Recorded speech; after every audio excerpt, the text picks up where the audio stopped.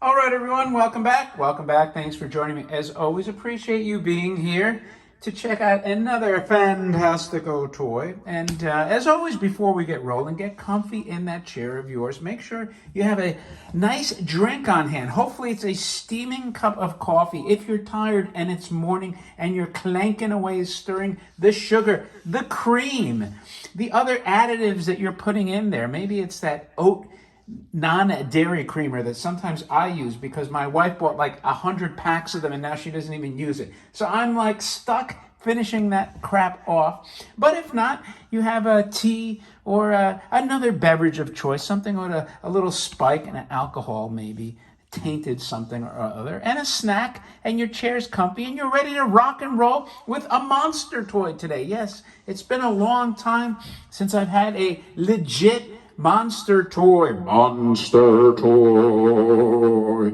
And you know what?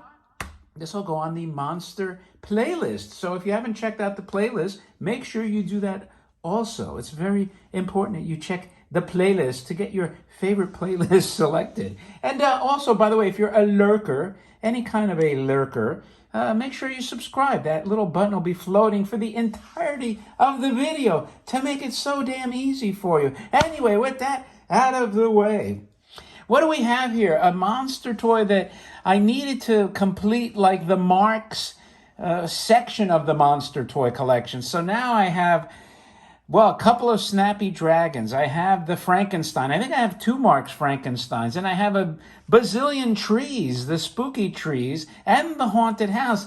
I think that's the quadfecta or the quinfecta, whatever it is. Let's see, two trees, the haunted house, snappy dragon, Frankenstein. What am I missing? Obviously the Yeti, that's six. Six of the classics. I know I'm missing something here. Something critical. And I'm not talking about non-battery. I'm talking about the battery toys specifically.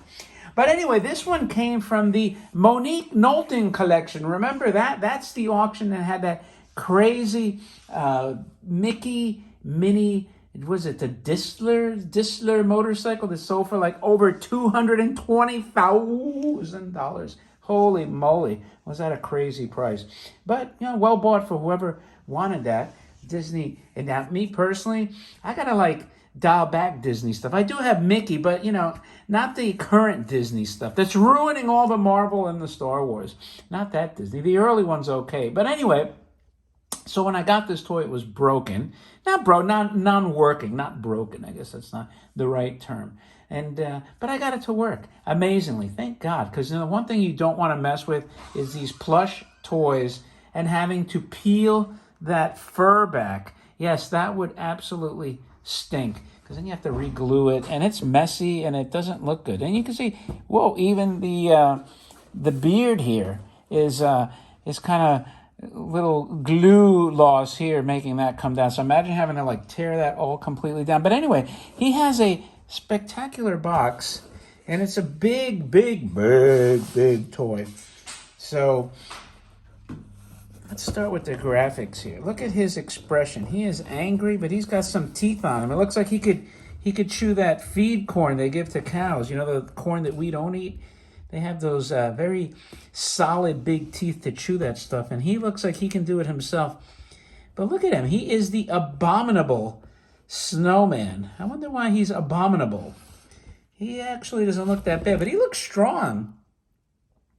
He looks like the Wendigo also that used to fight Wolverine a lot. Remember the Wendigo? Although that one has a little bit of a wolf kind of features to it. Lupine, is that what they call it? Like a werewolf almost. But look at him. Here he is in this beautiful Arctic type of environment. And he's yelling and pissed off about something. And he's very furry, like a polar bear. That's probably why he can survive in that cold environment. But here, look at these details. He doesn't have regular fingernails, man. He's got claws, almost like a bear, like the aforementioned polar bear. So, and even on his feet, look at his toes. So he is a formidable guy, and I don't know what he's yelling at. I've always liked this expression. That is so cool. His eyes are bulging. He's got the red veins popping out there. And you just got to love this guy. And it's a great box, and it's Marx. He grunts and walks and raises his arms and shrieks. And of course, he's made in Japan. And then on the side here, you got a different type of illustration where he's just kind of looking pissed off at the world. Maybe his environment is getting warmer or something, and he's a little pissed off about it. Maybe, who knows? Maybe it's getting colder and he's pissed off. Or maybe he's just hungry. Or maybe he didn't want to be on the box. Could be a multitude of reasons. But anyway, as you can see here, Yeti the abominable snowman. He grunts and walks and raises his arms and shrieks again.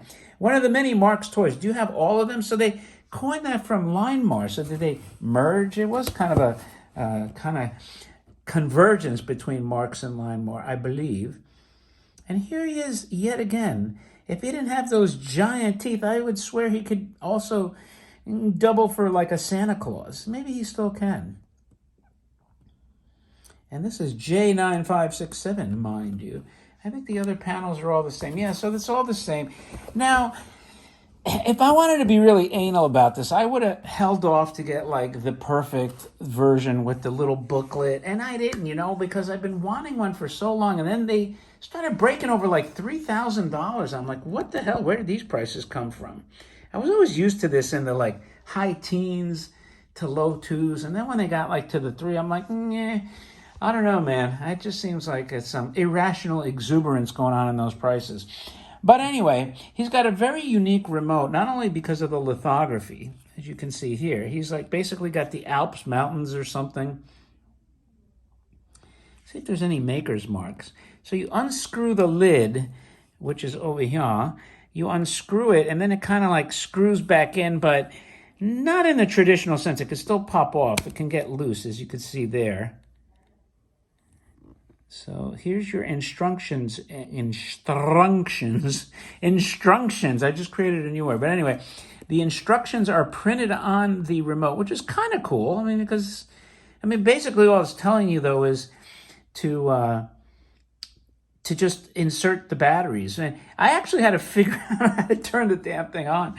Because I'm like, where the hell is the switch on this thing? And finally I realized they put it up here. So here's your switch, and there's like a million different on-offs. It doesn't really tell you anything, like where he walks and where he does his cry, but whatever. So that's probably why you need the little booklet, but I didn't get it. And anyway, as far as the toy, though, man, he's got a face that only a mother could love, although I love him because he's my Yeti. Let me get this cord off of his foot. His foot, by the way, are tin. Look at that mug. Is that a great monsterific mug? And he's got big oversized hands. These are like the Frankenstein hands, I believe. And 10 feet with the rollers. And on the, it's manufactured under license. What does that say? The Toy Development Center, made in Japan.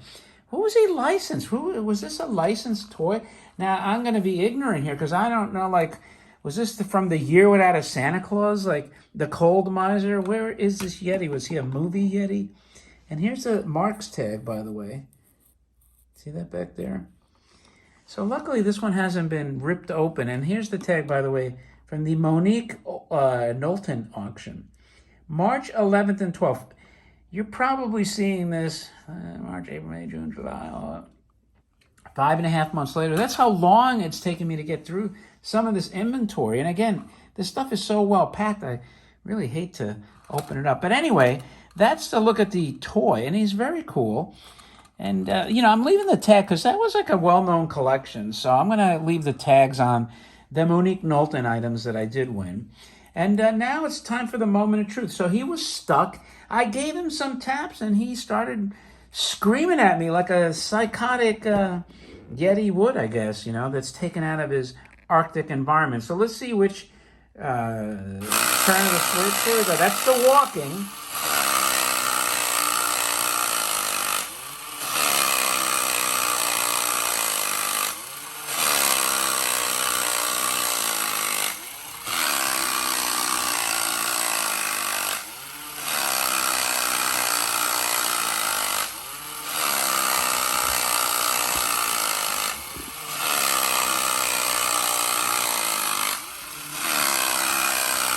All So there's your walking. Let's see if we get the screech going now. He's a loud screecher too.